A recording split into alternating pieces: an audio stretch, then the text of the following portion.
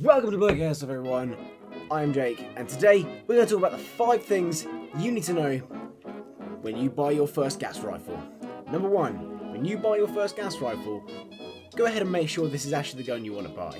Now, if this is your first ever airsoft gun and you think, I'm going to take it to my first skirmish and we're going to have a great time with it, do not do it. Instead, weigh up your options, buy a nice, reliable, yet boring AUG, see if you enjoy the sport before you sink, $500-600 into a new gun. It's no secret, they aren't the most straightforward at times, so it may be a better option to make sure you buy a gun you can actually know how to use it at game first. Number 2, and probably the biggest cause of 99% of problems with gas guns, maintain your weapon. So, when I say maintain your weapon, what do I mean? Okay, main things, I'm going to break it down for you. Clean your barrel. Please, for the love of God, I'm going to throw some clips up here of what it looks like when you don't clean your barrel. It's awful. Almost all problems that are caused with accuracy come from people just not cleaning their barrels. I mean, with AEGs you can get away with not cleaning it for like 10 years and it will look pretty grim. But you will not get away with it with airsoft gas rifles. They just don't work the same way. They will pick up dirt, and with the silicone and the gas, it's going to be noticeable a hell of a lot quicker. Lube. Always lube. So, what do I mean by always lubing? Your gun is made up of gun parts which, move and click and shit. They need some lube or they're going to be dry as fuck. When you push the body pin out on your rifle, it will break down and look something like this. This is your bolt carrier. This is your charging handle. Place to put lube. Put lube here, because that's where it's going to be contacting your trigger group. Otherwise it will prematurely wear. There is already some wear on here, but that's perfectly normal. And make sure to actually, people overlook this one, lube your charging handle. It's going metal against metal. It's just... Don't do it. Not nice. Do not overdo it with your lube. Put a bit on your finger, lightly apply, and that's usually enough. Now I'd recommend anything PTFE based. Avoid anything like oil. Oil will just attract dirt, and trust me, the last thing you want in a gas rifle, especially something like a Tokyo Marui, is dirt. They're super sensitive. Dirt will clog it up faster than you'd think. The one other place you might want to lube your gun, in the buffer tube, just quick silicone spray. All that does, it just helps reduce that rattle. Really common with buffer tubes, and it goes like... Right, my third point, gas. These are gas rifles. They require gas to go in there. Right, so what can go wrong when you're putting gas in a rifle? Well, I'm glad you asked.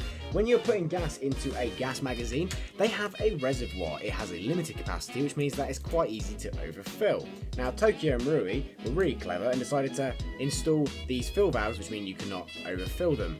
But if you try hard enough, you still can. Brands like WE and GHK don't have this feature, which means they're even easier to overfill. So here's this one really simple trick on how not to overfill your mags. Right, bottle of gas, magazine. 1, 2, 3, off. 1, 2, 3, off. Now that will do you for most of your activities. If you're going a bit harder, maybe do another 3 seconds. I would highly recommend you don't put any more than 9 seconds of gas in your magazine at any one time. If you overfill your gas mags, what will happen is it will spit out far too much gas, the mag will cool down really rapidly, and it will just... Okay, so what else about gas? Use your right gas. This is Neutral 3.0. This is like a fairly powerful gas, perfect for between 1 to 10 degrees. You don't have to use it in between 5 and 10 degrees. I tend to use it anyway because I find my efficiency on my mags goes up a lot when I'm using this. Above 10 degrees, I recommend this stuff. So this is ultra air. It's basically equivalent to green gas. Standard green gas above 10 degrees will work absolutely fine 99% of the time. Okay, so if we don't use green gas, what do I recommend? Well, I recommend something like this. I'll put it up there, which is like Garda power-up gas or black gas. That'll be absolutely fine for anything below 0 degrees. Obviously, I prefer to use these gases purely because it means you keep your pressure, your shot-per-shot consistency stays the same, the cooldown is less. You don't have to use them. You can probably get away with that green gas down to about 2 or 3 degrees, but you'll notice the sluggishness if you rapid fire, it builds up very fast. Mags stay cold a lot faster. So, point 4. Do not use shit quality BBs. Now, what do I mean by shit quality BBs? If you can bend down like I can on my floor and pick up a BB, don't use it. Those are going to be fucking dirty, covered in oil, grit. They're not good for your gun. Especially gas guns, they're really bloody sensitive. Don't run terrible BBs through your expensive gun. What it will do is, when we talked about barrel cleaning earlier, it will accelerate that gunging of the barrel and it just makes your life a lot harder. Plus, mags can get dirty, and actually you can end up with BBs failing to feed into your magazine lips because the magazine well is dirty, which again, just a hassle. Use good quality brands like BLS, Jeffs. All I'm saying is don't buy the cheapest bag out of your local BB store, your 2.12 like bright yellow ones. Like don't use those. Right, now I know there's only 4 points, but this is an important point to remember. If you don't know how to use your gun, you will break something. Or if someone else uses your gun, they will break something. So, listen closely.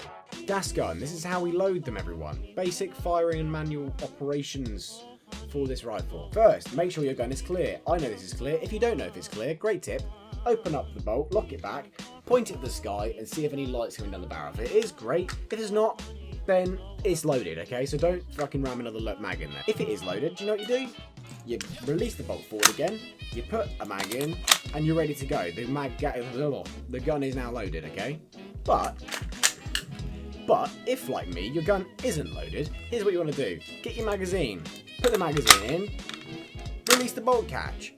Simple as. This gun is now ready to fire. And then, when you're ready, point it in a fucking safe direction, click. Oh, look at that, my gun's fired, I'm out of ammunition. Right, what do you do now? You don't just keep charging handle or whatever. Take the mag out, put a fresh mag in, empty obviously, in the gun, load. The point I'm getting at here, don't put a fresh mag full of BBs into a gun that's already loaded and release the bolt. What will happen is you'll double feed and fuck a nozzle. Alright guys, well those are some of the biggest mistakes people commonly make when they come into the gas world. I hope you've learned something. I've been Jake from Blowback Airsoft, and I'll see you all in the next one. Ciao.